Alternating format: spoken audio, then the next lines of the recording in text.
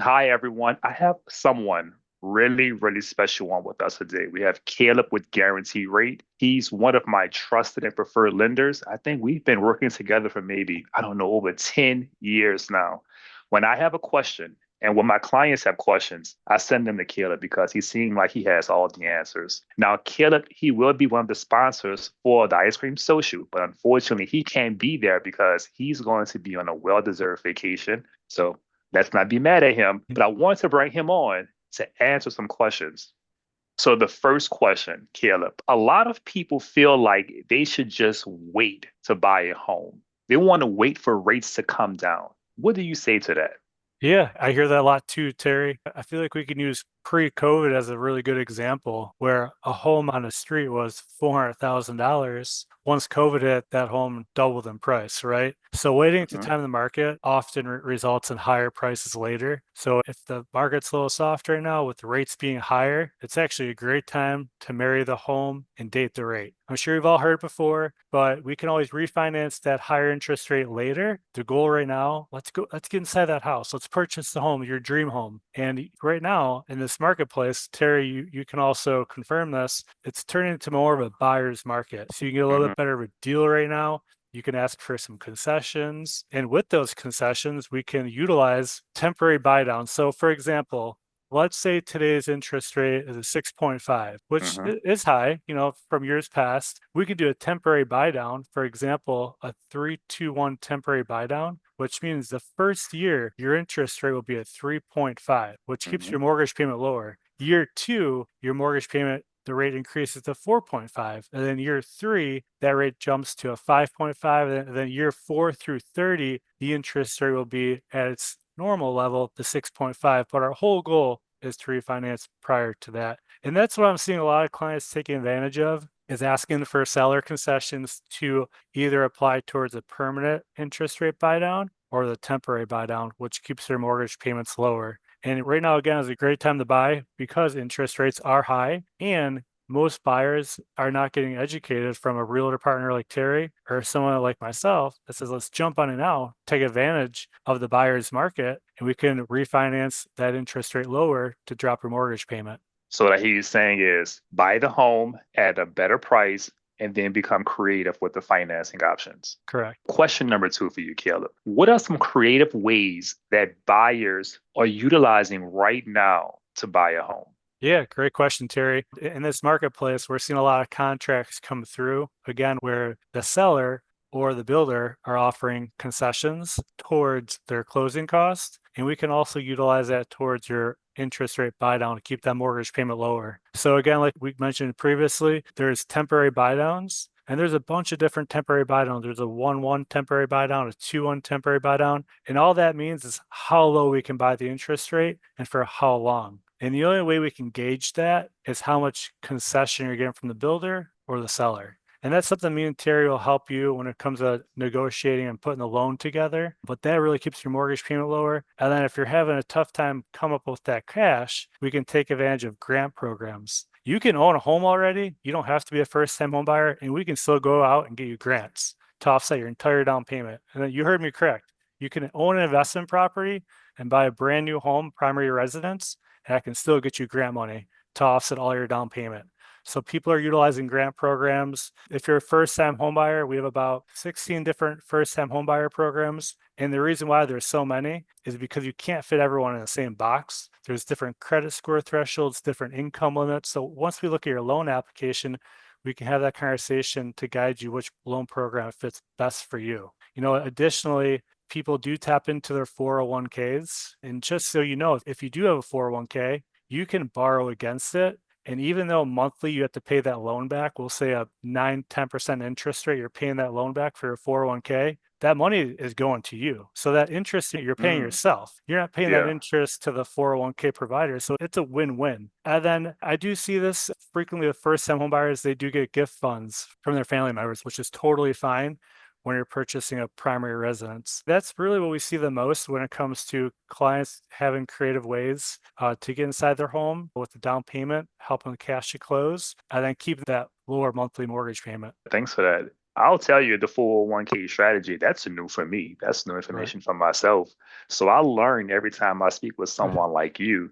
So I appreciate always speaking to someone like yourself to educate myself so I can educate the general public on Yeah, what's available to them. And also, what I hear you saying is a home buyer right now in this current market, they're able to take advantage of a soft market essentially, meaning that they can get assistance from a builder or seller to take care of essentially their closing costs.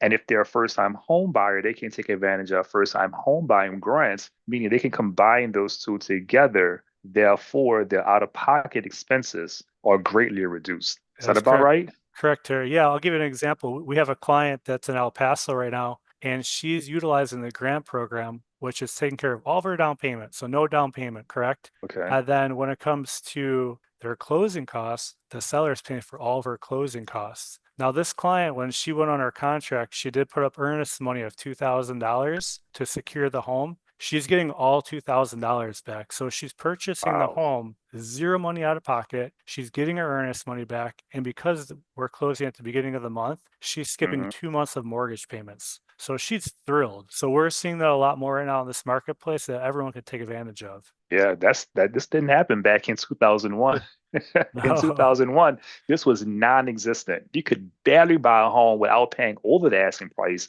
let alone getting the sellers to pay for all of your closing costs. Right. So I guess my last question for you is this. With everything that's happening right now, all the fear in the market, all the uncertainty, all the doubt, what are the biggest mistakes that you see home buyers making? And what would you say to them about those mistakes? Yeah, great question, Terry.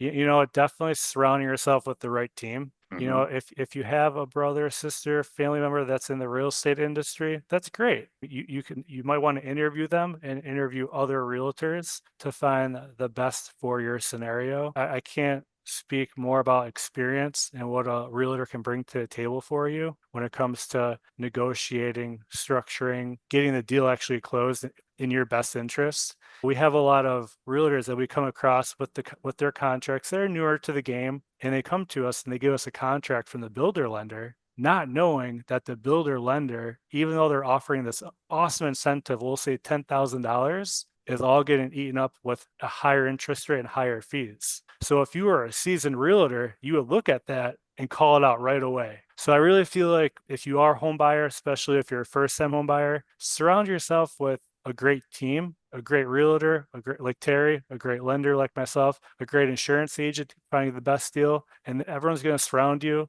and make sure you don't get taken advantage of. I feel like that's the biggest takeaway. Definitely also addition to that is getting pre-approved upfront right away. Even if you're not Yeah. buying a home for 4, 5, 6 months, that's okay. During the pre-approval process, all we do is a soft credit check. It's not a hard credit pull. But what that allows us to do is let you know, hey, this is what your buying power is. So you're not looking at $1 million homes when you can only afford $500,000 homes, right? That's a huge price difference. But in addition to that, when we pull in that soft credit check, we see items on credit reports that we can fix prior to closing. And that could save you hundreds of dollars per month in interest when your credit score is, 50 points, 100 points better because we're cleaning it up front. So those are the biggest takeaways. And I think social media is great, Mhm. what we're putting out there, but be careful who you listen to. So please surround yourself with a great team like Terry. I can ask you so many more questions, but I have one additional question from what you just stated. Can you talk to the general public about the difference between a soft credit pull and a hard credit pull?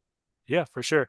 So a soft credit check allows us to pull in all your data, including your credit scores, so we can pre-approve you. But what it does not do is actually create a hard credit inquiry on your credit report.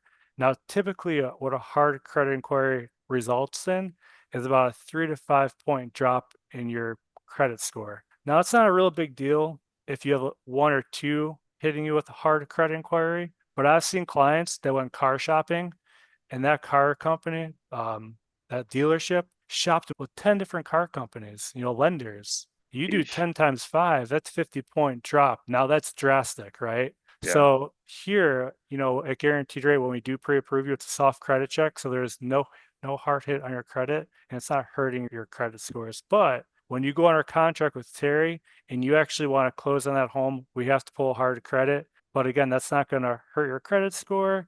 because we're pulling the raw data real time, and there shouldn't be any previous credit inquiries that hurt your credit score. Yeah.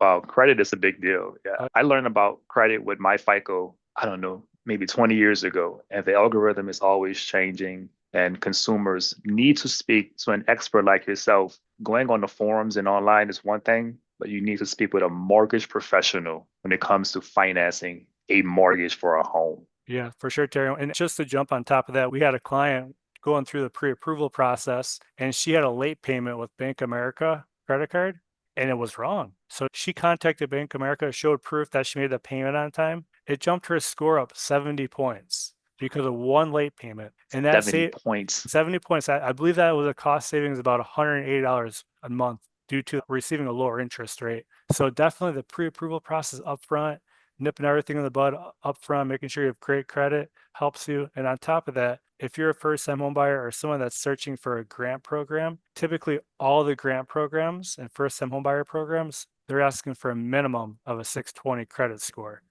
So we can help you get to 620 minimum. Well, Caleb, I want to thank you so much for your time, for all of your insight, and for being a great resource to everyone who I personally work with. And I know everybody's going to miss you, but you're going to be on vacation. So I wish I could go on vacation in July. It's like the best time of the year to go on vacation. Oh yeah, we'll miss it too, Terry. And thank you for the invite. And if anyone's got any questions, feel free to reach out to myself, Caleb Buchek at Guaranteed Rate. My cell phone number is 214-412-9118. Thank you so much, Caleb. And to everyone that's out there who will be attending the event, we can't wait to see you. And if you haven't registered yet, I mean, what are you waiting for? Go to icecreamsocial2025.com and we'll see you there. Have a great one.